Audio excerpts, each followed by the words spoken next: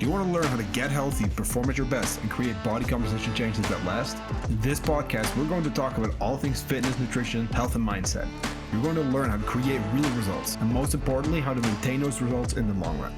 I'm Johan Vesters. I'm Christine Ndali. And you're listening to Talking Nutrition.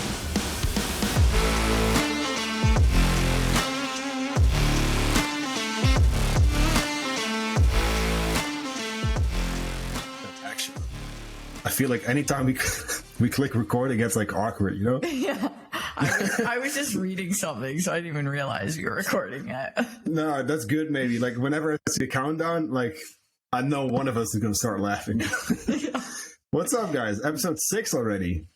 It's going pretty quick. We just launched episode 3 yesterday. So we're doing a little bit of bulk content prepping, I guess. It's good to work ahead, you know? Plus, we want to collect some questions. Getting things done, definitely.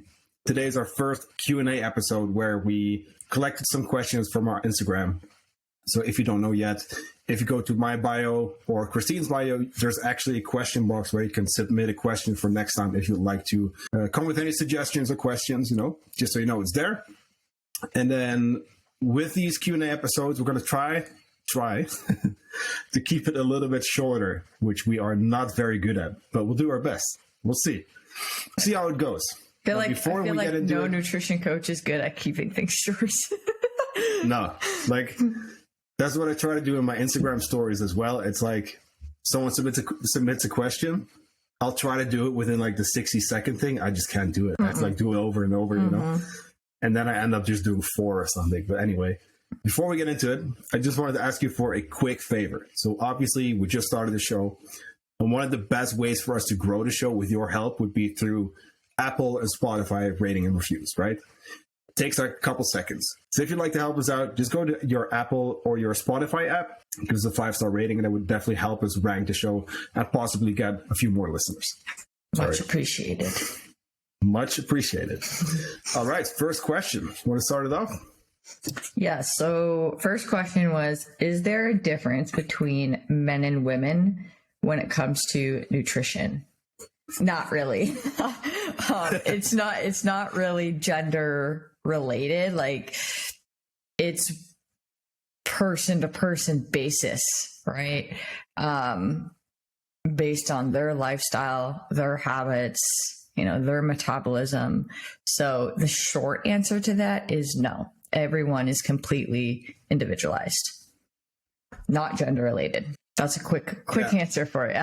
That's a quick answer, but it's true. Like, there's so much shit online where it's like the best, you know, meal plan for men, whatever, or for women who, you know, it's like, you know, like PCOS is a good example, or anything that's like a condition, you know, they'll try to like put you on like a special template or meal plan, but it's not really such thing. It's all marketing. It's all marketing.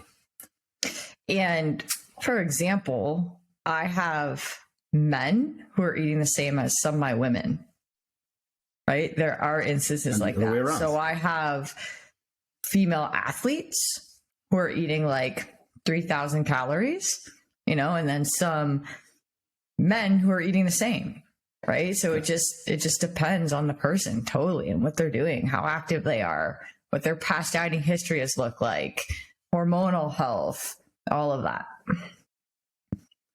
Now, there is a difference in terms of testosterone, and that does play into muscle building. But then if we zoom out again, it does really come down to the same.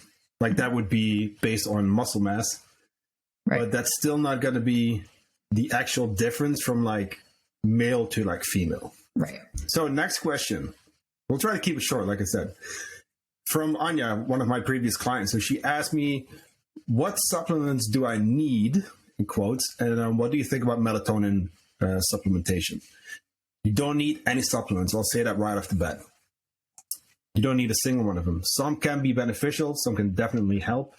I take quite a few of them. A lot of my clients do. But you don't need any supplements to create results. Once again, it's going to be individual, right? There are a few that I believe a lot of people could benefit from, but I am not going to get into dosing, etc., and supplementation on this podcast because it simply wouldn't be right. I don't even do this with my clients. I give them the information. I'll tell them, and I'll give you guys a link in a sec too. But like, I'll tell them like, this is what I know about it. This is what it's likely going to do. Here's a website you can check to do your own research. Personally, this is what I would do in your case, but you need to make that decision for yourself. So I wouldn't ever tell someone you need this supplement. Right. Even though a lot of people do also do that on Instagram, on TikTok, and all that stuff, and it's just simply isn't right, you know? Right. Now, really quick, in short, a couple that I do think, you can add to this, Christine, but a couple that I do think can be beneficial for a lot of people. First of all, fish oil. Seems to be very safe, very well backed by research, can help you lower triglyceride levels. Has tons of other health benefits, but it's mostly known for the anti-inflammatory effects it has, right? When we look at the modern diet, I think people always say like modern, like, or standard American diet, but like in Europe is not much better. Either, yeah. You know? So no judging here. No, but like when we look at that, it's very pro-inflammatory, right? If we're looking at, without making it too sciencey, if we're looking at omega-3 compared to omega-6s would be pro-inflammatory, which we don't really want if it adds up too much. And then omega-3s will be anti-inflammatory, and that's definitely going to be like the healthier version kind of thing. Where do we get that? Cold water fish, like salmon, trout, etc. So first of all, let me ask you, how often do you eat that per week? I said a couple times that you probably don't eat fish oil. If you don't, then maybe it's a good idea to add some. If you're vegan, you could go with like an algae oil, but once again, it all depends, you know, as always. What I will add there too is with like omega-6, people are like, it's inflammatory, but the dose determines the poison, right? Yeah. If you're having a good amount or a proper amount, it's totally fine. It's the overconsumption of the omega-6 that makes it inflammatory. Exactly. It's the ratio. It's not like just this one or that one. It's kind of like how much omega-3s are you getting compared to your omega-6s. Right. All right. Vitamin D, very important one. I don't know how far north you live, but I live pretty far north in the Arctic Circle where we actually don't have any sunlight for 2 months straight, which kind of sucks, but it's for another day. Yeah. And then in general, like it's pretty cloudy here. Vitamin D, we mostly get through sunlight. So if we don't spend a lot of time actually being outside, which these days, I don't think a whole lot of people are doing that, can be a good idea to supplement with vitamin D. It's going to improve immune function. It's important for bone health, well-being, and a lot more. And you can get some from your diet, but it's very little. You know, sometimes you'll see like fortified milks and stuff, but it's not going to do the trick. Like if you're not spending a lot of time outside and you're getting actual sunlight, you're very likely deficient. And that does seem to be the case for a lot of people. Yeah, you do want to take vitamin D with K2 because it does help the absorption of the vitamin D, the calcium situation there. Situation. Yeah, I could go deep into that, but keep it short. Creatine, the performance enhancing secret. No, creatine is very researched, very safe, and very beneficial in my opinion. I take it every single day. I have been for a very long time. I feel like it's definitely like hyped up quite a bit on social media still, and it has been for ages, but like creatine can help you build muscle, get a little bit more out of your workouts, and can definitely help in particular with some more like explosive type of training, right? I remember thinking Olympic weightlifting, for example. Now, the more studies we're getting on creatine, the more reasons we find out we should take it for. And there's now even some new studies that point out some brain benefits too. So that's kind of cool. So creatine, I'd recommend that in most cases, you know. Then a high quality whey isolate. So protein powders can definitely help. It shouldn't really be like your main source, right? You don't just want to rely on supplementation, but it can definitely help. Now, there's some good protein powders out there that are, first of all, very affordable. It's very convenient too. Can help you get your proteins in. Let's be honest, most people aren't eating enough protein from whole foods.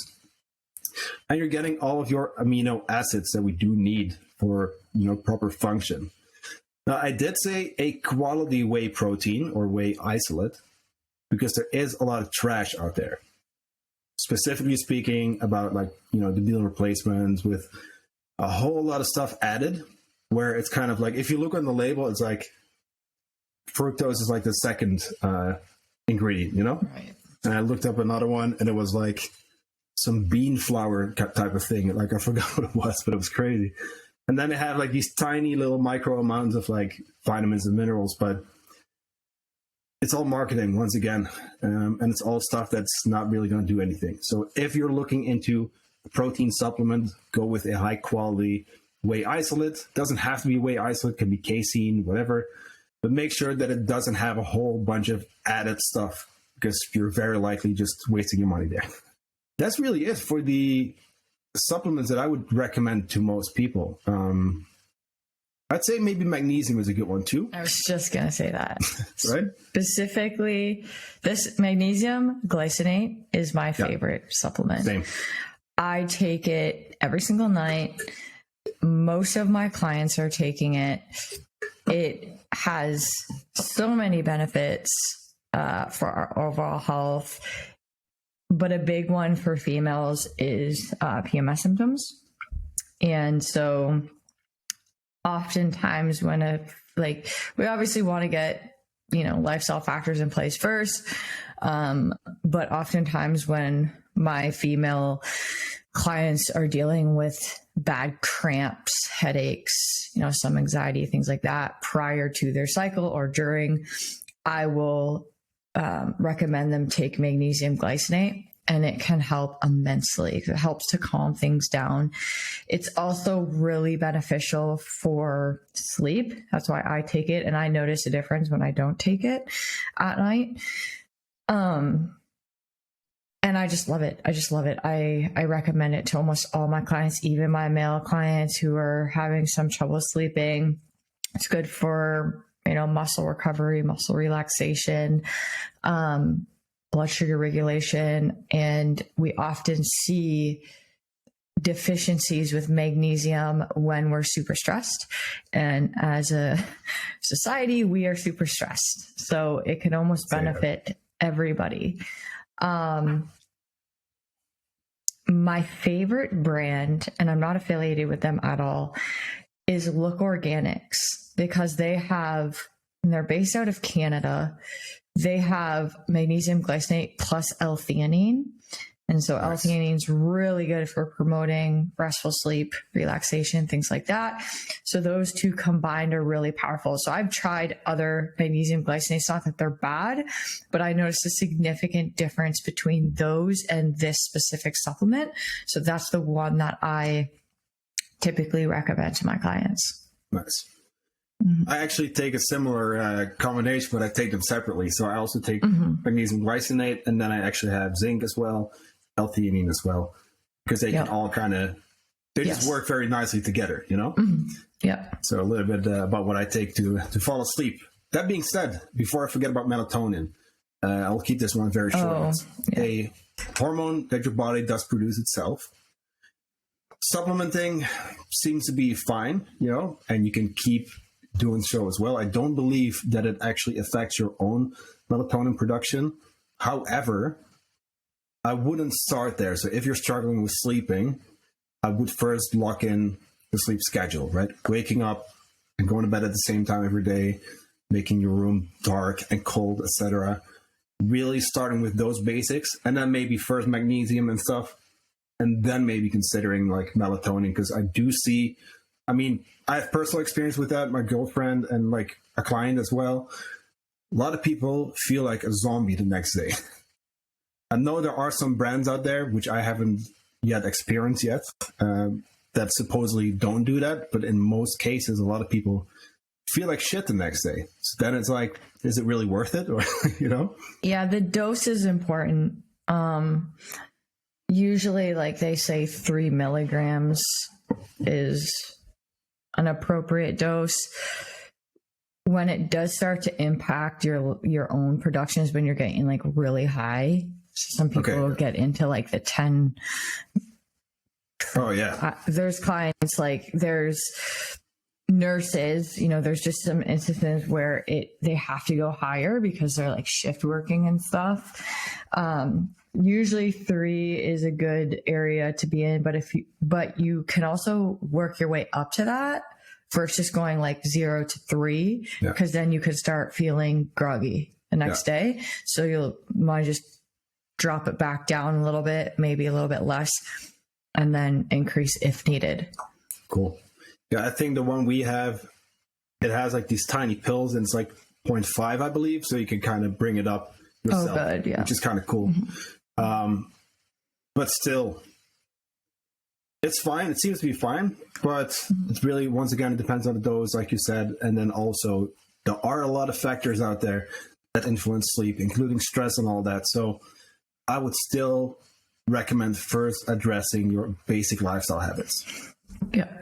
Now that's it for supplements. Lastly, I wanted to give you guys the best website out there, examine.com. I love that website. Like literally for any micronutrients, all that good stuff, like I'll go to that website to check, right? Every supplement. That's where I go to learn about this stuff. That's the stuff I send my clients to. Check it out. Once again, examine.com. I'll link it in the show notes too. It's like, we're not affiliate or anything, but I know that we both use that website a whole lot. And it's great. That's where you'll see exactly what something does, how much the research says you probably might want to consider taking. I have to be very careful saying that. And it also breaks down the actual research studies. It's very cool. So I definitely suggest checking that out. All right, next one. I work shift work and I'm struggling with quality sleep. Suggestions / help. Okay, so this can look different schedule-wise for different people, depending on what they're doing, obviously. If you work out, I suggest not working out right after your shift. So getting done your shift, getting into your sleep, and then working out, if that works for you. Just because when you work out, increases cortisol, and then that can keep you up, right? So it's more than likely better for you to work out after you get up from your sleep after your shift. Different things you can implement is, because like if you're going to sleep when it's daylight out, you want to make sure your room is really dark. So blackout blinds, but something that I do it every single night, but implement with clients is a sleep mask, because it really blacks everything out. So it can help a lot. The supplementation can help, right? So magnesium glycinate, potentially the melatonin. Like, I'm not telling you to take these things, but they can potentially help. I'll leave that up to you. And then sometimes, like if you live in a noisy area, if you have like a noise machine or something like that, or if there's like traffic, like the white noise can help with that. But it's figuring out a schedule. So there's trial and error that comes with this, right? So you want to try and keep the most consistent schedule that you can. So have these non-negotiables of like, I'm going to be in bed by this time. Like, shut your electronics off, because that's going to just keep you up. Get into your bed, try and get to sleep, and doing that consistently is really important. Like, just trying to keep things as consistent as possible with an inconsistent schedule. Yeah. It's difficult. Where I live too, we have a big hospital. There's a lot of nurses. Had a lot of nurse clients. I have someone who does constant shift works, right? Yeah. But he's always on different shifts. And it's been very difficult to really create one kind of schedule for him to follow. But we're just doing our best, right? We're working with what we have. Right. He's still been building muscle and losing body fat. He looks pretty shredded right now, actually. But it really comes down to trying to decide your meal structure and still trying to at least hit your meals roughly around the same time. It's going to be difficult, But if you can somewhat stick to a frequent like feeding schedule, that's going to help massively too. Yeah, I just built out one for one of my clients, and it's like, okay, let's try this and see if it works. If it doesn't, we have to adjust, right? You have to just, like I said, there's trial and error that goes with that. And then once you find something, really sticking to it. Totally. Cool. Next question. From @arealseabass. Would love to hear more about alcohol and diet. Now, this could really be a full episode, but we'll keep it short. So, people are going to think I'm biased here because I don't drink, but no. I drink sometimes, very rarely, but once in a while. Which is totally cool. I'm all for it. I don't drink personally, but I'm all for, people having a drink if you're not done. So first of all, first the bad news, right? Then the good news. So drinking alcohol does have some negative effects. It does slow down the metabolism quite a bit. Alcohol gives you 7 calories per gram, but it doesn't really keep you full, right? It gives you quite a bit. It does have a high thermic effect, so you do burn a lot of calories, digesting it. But it's not really much more than just that, right? It's empty calories. Once again, I'm not trying to demonize alcohol here, but that is how it is. No. It does seem to influence your decision making, right? Especially once you get drunk. Food choices are kind of less important. And it's going to be very difficult, especially when you're in a deficit, right? To kind of stick to it then. Now, it also negatively impacts sleep, also muscle building, etc. So that's my list of downsides, right? Because alcohol is a toxin. It's basically poison to the body. And a good analogy for this is a traffic accident where police comes in, they have to stop traffic, hang on, we first have to get rid of this alcohol basically before the traffic, aka the other important processes like fat burning, muscle building, etc., can actually continue. So think about that, right? Once alcohol enters the body, it becomes a priority to get rid of it ASAP. And then it'll pick up the rest. And that metabolic slowdown, by the way, takes quite a while. But okay, that's all the downsides. Something that's very important that we have to mention as well is that alcohol gives you a good time, right? That people enjoy having a drink, whether that's going to a party or just having a glass of wine with a partner or going out for dinner. So that's maybe one way you really like to de-stress. And that's super important, especially these days. Like you said, everyone's stressed out of their mind. So I always suggest, if you really enjoy that, keep it in, Sure, there are some downsides, but the solution is moderation. Yeah, there's a difference between it being a stress reliever and having 10 drinks versus it being a stress reliever and having 1 to 2. Definitely. Right. At that point, it's not a stress reliever. Yeah. There needs to be some other form of stress management there. Alcohol inhibits your judgment, which is going to affect your decision making. So typically we don't make the best choices when we are drinking alcohol, specifically with food, because it increases our appetite. Now we're all buzzied up and we're like, I want everything. I want this and that. That's me. I get the munchies for sure. So I have to be really careful if I drink. Because it can easily, even if you're not dieting, but more so when you are dieting, it can easily throw you out of a deficit. And now it's going to hinder your progress and stall it out. I drank last weekend. So I had 5 drinks over the course of 6 hours. And I remember thinking to myself, the next day, I'm like, this is why alcohol sucks. I was lazy. I didn't want to move. My activity was way less. If I would have been feeling good, I would have been, out on my walks, but my movement now is down. My activity's down. I don't want to meal prep. I want to just go get takeout. That's a problem, right? So if we're having alcohol frequently and we're feeling like this frequently, that's totally going to impact our health as a whole. And specifically, if you are in a fat loss phase, again, it's gonna stall that out.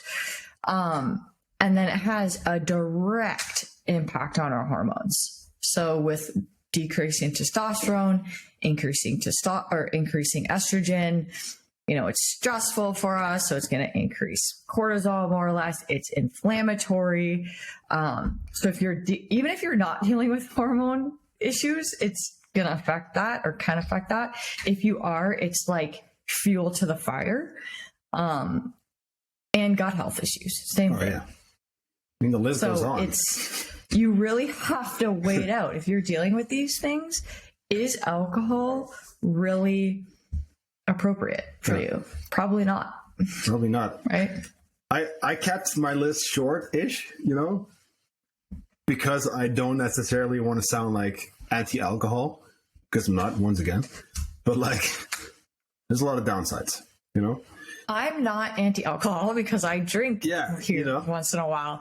But I had clients, I think I talked about this on one of the other podcasts, they didn't track their alcohol. You showed me that on you and sent me that. I asked, and I posted it actually on my Instagram story. Yeah. And I asked, how much alcohol did you have? Because she was taking a day off of tracking, but she had alcohol. So I'm like, so how much alcohol did you have?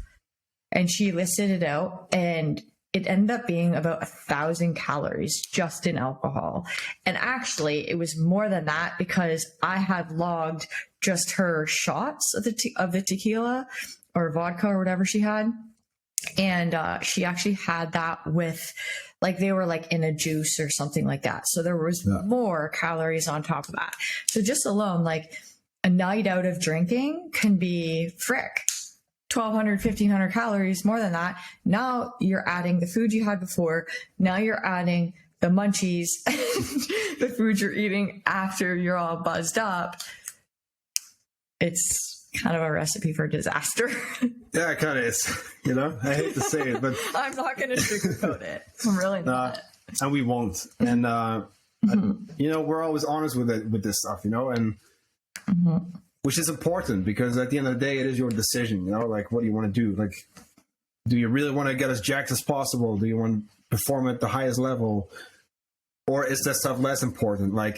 It all matters for how much you should be drinking, if not any at all, because, depending, for example, say you'd be still competing, but you also want to get drunk every weekend. I'd have to tell you, hey, maybe not a good idea. Maybe let's just stop doing that altogether because this is not adding up, And that's why we just have to be realistic and be okay with that too, We can't have it all the time, at least, Right.